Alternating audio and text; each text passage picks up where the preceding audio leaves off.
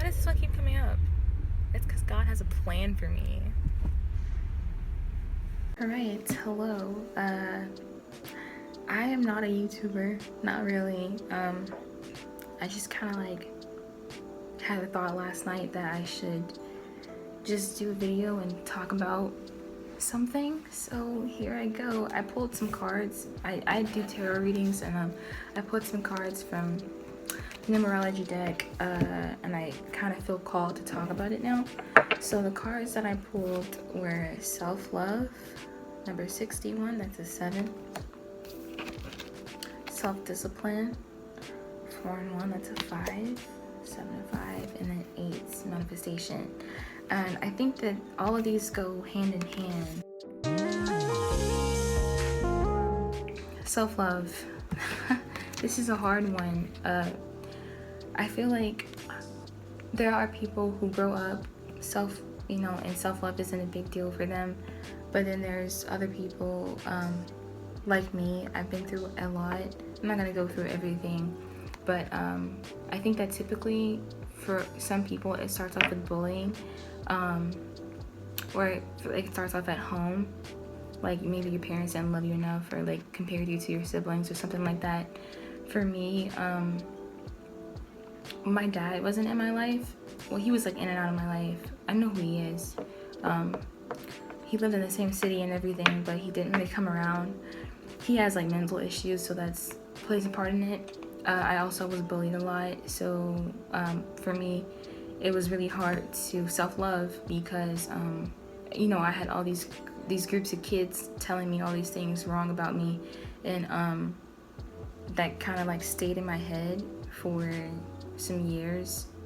I mean, still to this day, those thoughts that aren't mine are still like in my subconscious because I went through an entire like childhood, teenage years as well through bullying, and it wasn't just from like a few people. It was like from different schools all over. I moved around from school to school, from house to house a lot, and always being the new girl, there's always going to be some bullies who like try to pick on the new girl and see what she's about. At least that's the story that I kind of told myself, and that's the story that kind of like that unfolded.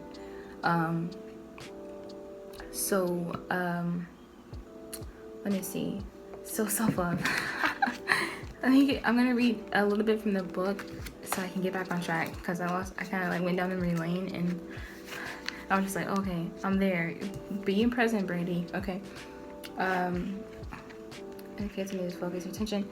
Okay, so your relationship with yourself is the most important relationship that you will have, because it kind of sets the foundation for how your other relationships are going to be. If you treat yourself bad, you're probably going to attract people who treat you bad as well. Or if you believe that you're not lovable, then if someone is offering you love, then you might not believe them, and like self-sabotage. And I'm only gonna say things from what I'm only gonna speak and give advice based on my own experiences. I can't ever tell someone something that I wouldn't do myself, because it's bullshit. Like, you can't give advice on something if you would never do it yourself, or if you haven't been through it. So I can only speak on these things because it's kind of like what I've been through and what I'm going through. I love myself a lot more than I did even last year, or even 3 months ago. It's like, for people who grew up having a problem with self-love, it's a process that like it continues to happen. Even if you get to that highest level, you still are kind of like have to make sure that you don't fall back into those old patterns of listening to the thoughts that aren't yours, that came from other people, that you carry on as your own. So it's important. Self-love is important because it sets the tone for how you live life. Like, self-love is confidence in your intuition. Self-love is confidence in your decisions. It's confidence in who you are.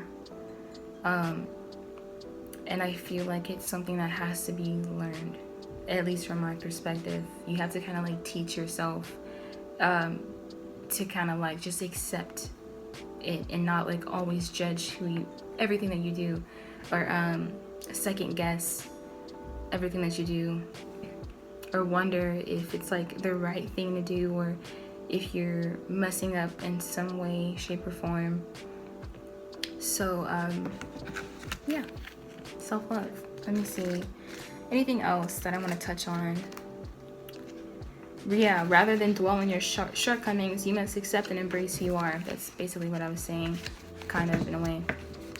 It is now time to start treating yourself like a friend. I think that's important. A lot of people, and I say a lot of people because I mean I'm saying a lot of people because of what I've seen around me and myself, are compassionate towards other people, but not towards themselves or other people's situations. And like, you can put yourself in someone else's shoes and see why they did what they did, and you accept it or say that that's okay, or you understand. But for some reason, like when it comes to yourself and how you reacted to a situation, you like beat yourself up for it. You beat yourself up for it, or you don't, or you find it really hard to forgive yourself, and it's because you're your worst critic. So I think that, I mean, self-love can come from you treating yourself as a friend. So if you start off with trying to treat yourself as a friend, self-love will come like easier, because you can like tell yourself, okay, would I be saying this to a friend who would come to me?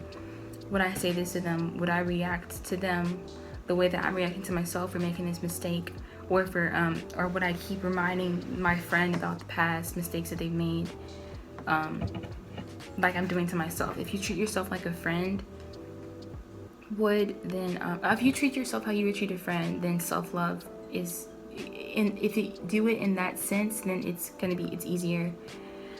I try to do that, like take myself out of my body and be like, okay, but would I say this to someone else? And me being who I am, I'd be like, no, I wouldn't. So kind of switched around. Yeah, I feel like I'm saying this wrong, but at the same time, I'm just kind of talking. I don't have a structure. I literally just pulled some cards and pressed record. I didn't really plan this out, so if I'm like stuttering, sorry. And it's also kind of like a hard subject because like I'm still working on it. So I think I'm just gonna be posting videos like this, and you guys are gonna kind of like see the journey as it's happening, because I'm working on that right now. That's why I'm kind of like choked up, because I'm like, I do it, but at the same time, like sometimes I fall back into that trap of like being really negative towards myself, and that's not good. Okay, an affirmation that you can say to yourself: I love and believe in myself and make my dreams come true. I think it's important to set aside some time to admire yourself. It's a little weird to look in the mirror for some people, to look in the mirror and say all the good things about yourself. But I mean, that works for some people. For me, it works sometimes. But if you find it hard to stand in the mirror for more than 30 seconds, that's probably key that you not key, but like that's probably an indicator that you need to work on your self-love. And I'm saying that because that's how it is for me too. Yeah, it's important to set aside some time and kind of tell yourself that you love yourself and all the things that you love about yourself. All right, self-discipline.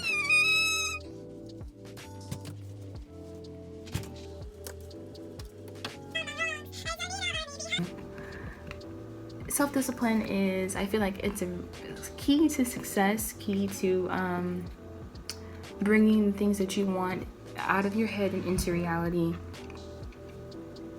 If you were to say that you wanted to, I'm just going to use me as an example, wanted to do tarot readings, wanted that to become a business, if I'm doing it like every other day, it's probably not going to thrive.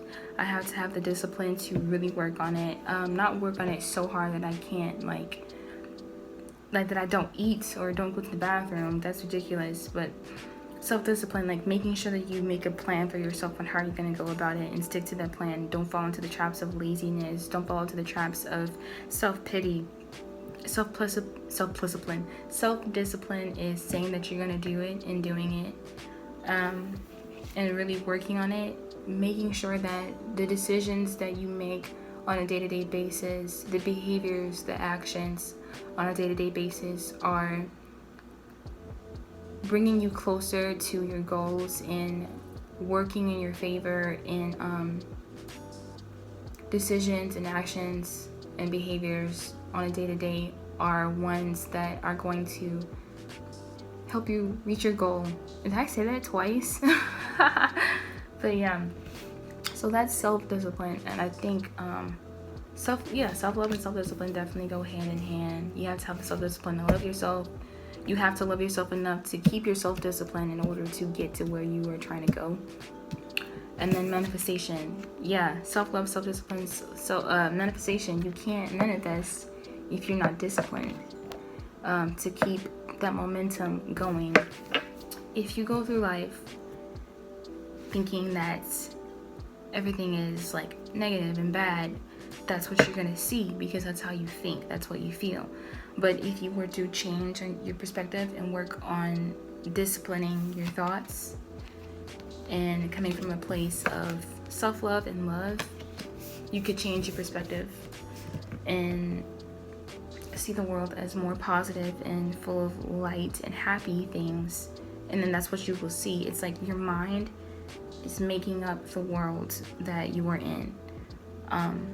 So I think that that's what manifestation is saying. You have to have discipline to focus more on the good things. Focus more on the world that you are trying to create. Self-love is important. Okay, I don't even know what I'm gonna title this video because I'm literally just talking. Okay, well that was that. I got my amethyst and my clear quartz. Is this clear quartz? This might be like something else, fluorite or something. I just know that it's for clarity and like focus. And y'all know what amethyst is for. Alright, so that was it, guys.